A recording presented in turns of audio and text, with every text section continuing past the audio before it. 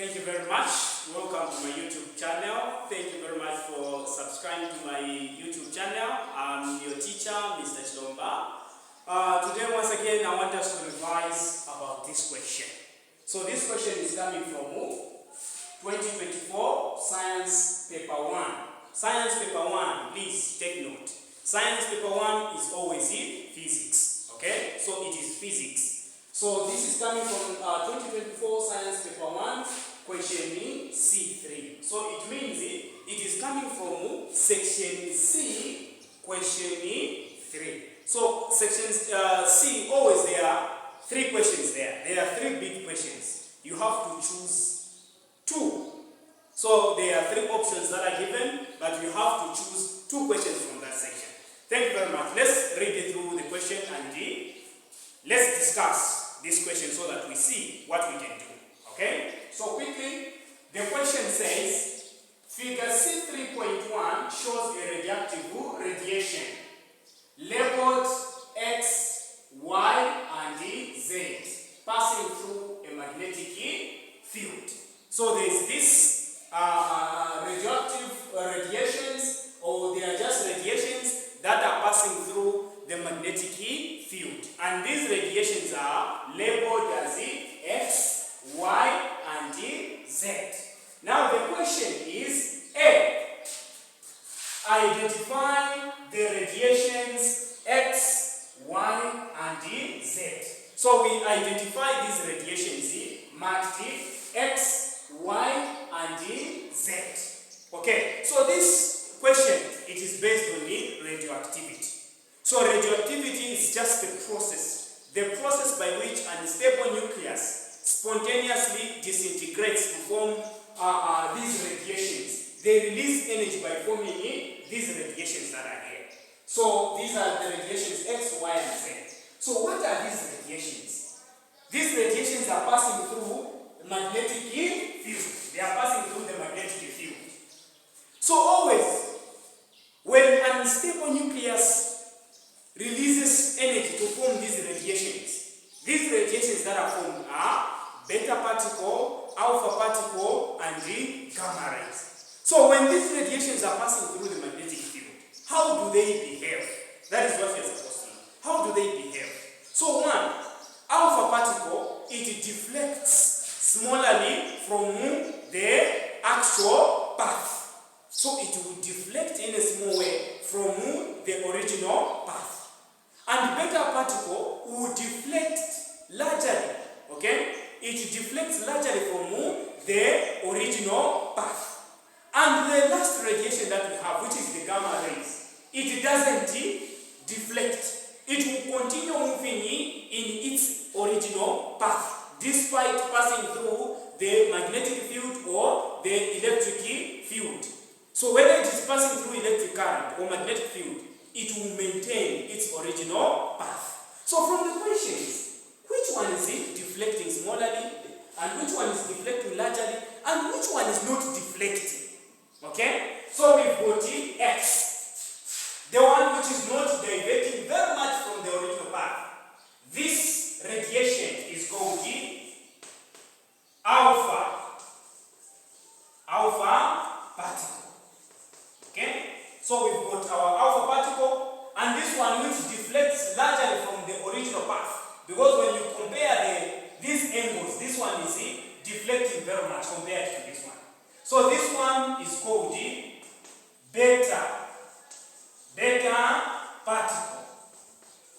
And the last one which doesn't deflect, this one we call it gamma rays. So Z is equal to gamma rays. Okay? So gamma rays. So we've got alpha particle, beta particle, and the gamma rays. Thank you very much. Quickly, let's go to question B. So question B says, an isotope which is carbon-14 here, and it has been shown here, this isotope of carbon-14, which has got a mass number 14 and the atomic number is 7.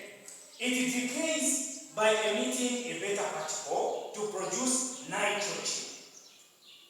So now the question is, write a nuclear equation for the decay process. So this carbon here, it decays by emitting a beta particle.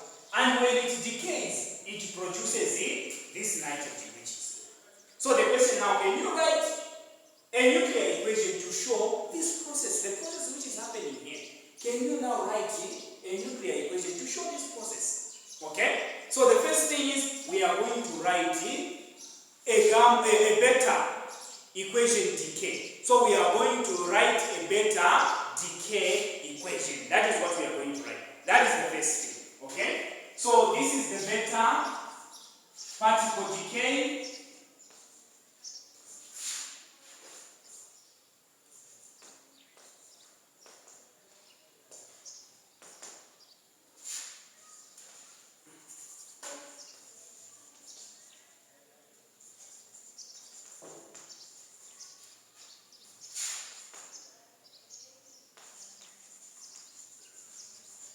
Okay, so that is the equation for a beta particle decay. So that is the equation. This one is the atomic mass, and this is the atomic number.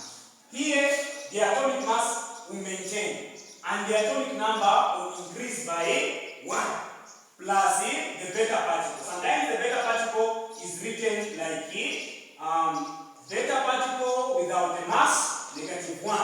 Like this. This is the beta particle. Then plus H. So this is what we are going to write. The atomic mass of this carbon 14, the atomic number of this carbon 14. This is what we call the parent nuclide. Okay? So this parent nuclide now, when it decays, it is going to form the daughter. This is the daughter nuclide. So it is going to produce the daughter plus a beta particle plus H. So the daughter in this case, it is going to be nitrogen. Because nitrogen is the one that is going to be produced. So nitrogen is becoming the daughter plus a beta particle plus H. Okay? So here let's try to replace the numbers. The symbol that we have here for carbon, okay, carbon 14, that is the atomic number, the atomic mass. The atomic mass, the atomic number here is 7. Okay? So when this decays, it is supposed to form nitrogen, N, here. So it is going to form nitrogen, the atomic mass will maintain, the atomic number will increase by 1 plus a beta particle plus NH. Okay? That is what we are going to have. Now let's substitute and have the final answer. So this is the parent. Now the parent is producing these that are here. Okay. So what will be the final answer? So it is going to be this carbon 14. Here it is 7. It is forming nitrogen here, which has got 14, and here it is 8 because it is an isotope. Okay? So don't misquote me and say no, but why on the periodic table nitrogen has got 7? Yes, they are isotopes. And you know what isotopes are? Isotopes are elements, okay? Atoms of the same elements that have the same atomic number but different mass numbers. Okay? So these are isotopes. Okay? So here plus a beta particle plus energy.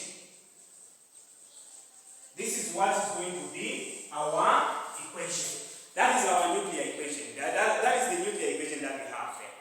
That is the nuclear equation. Okay? Thank you. Let's continue to question C. Question C says, a nuclide of radium has a half-life of 1662. So, the nuclide or the atom of this radium has got the half-life of 1662 years. Now the question is, define the mass number. What is the mass number? Can you define what mass number is? Okay? So mass number, you say, is the total number of protons and neutrons in an atom. So the total number of protons and neutrons in an atom is what we call the mass number, or the atomic mass. Okay? So this one you are going to say is the total number of protons and the neutrons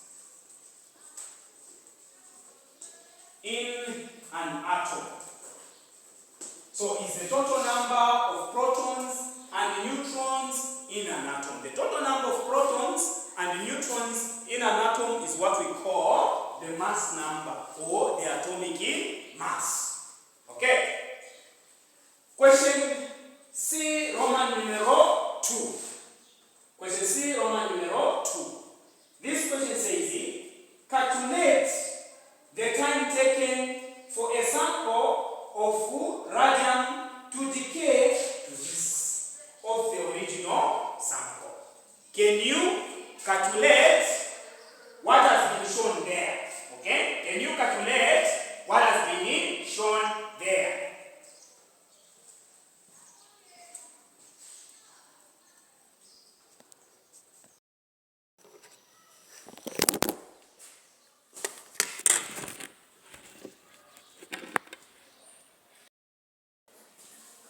Okay, you people, we are continuing. We are at the question C, Roman numeral 2. Okay? So we are at C, question Roman numeral 2, where it says, calculate the time taken for a sample of this radium to decay to this mass. This sample to be reduced to this mass of its original sample. So can you calculate, okay, the time that it takes for the original of the sample of radium to reduce to this? That is what we are finding. Provided it has the half-life of 1662. Okay, so when you find such a question, what we do is the original sample. What you're supposed to know is that the original sample of this radium is 1. Okay? That is the original sample, which is 1.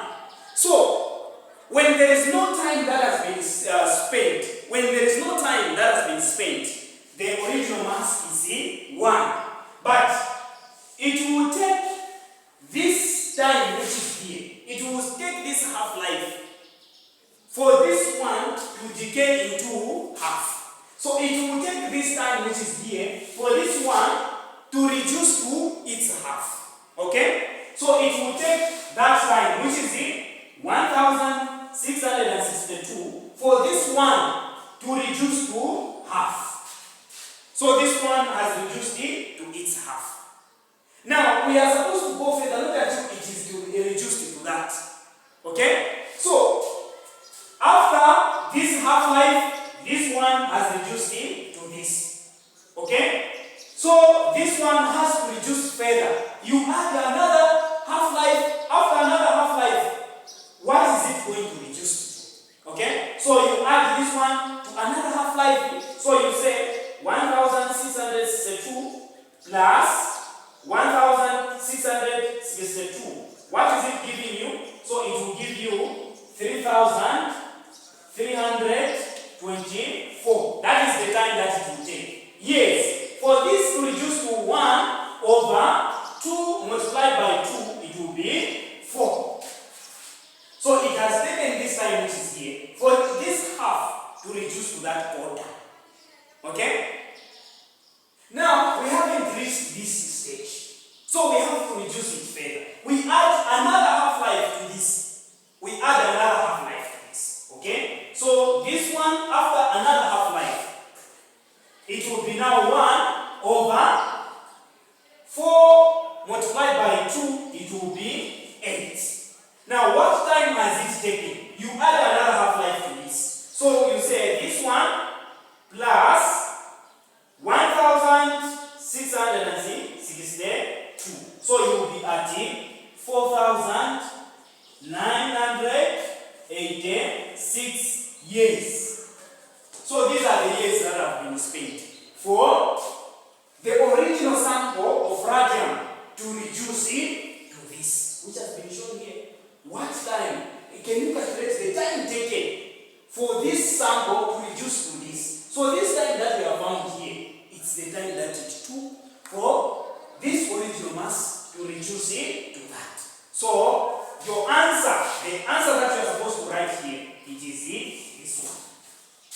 4,986 years. Okay? Thank you very much. Let's go to question D. Question D says, state one source of beta particles. So just like beta particles come from radioactive elements, radioactive sources, such as uranium. So you can put here, you can put uranium. Okay? If not uranium, you can put polonium. But here the question is just to write one. But you can just choose between them. Of course, there are a lot. Those are not the only sources, but there are a lot. So those are the sources of beta particles. So state one source of beta particles, you can choose either uranium or you get polonium.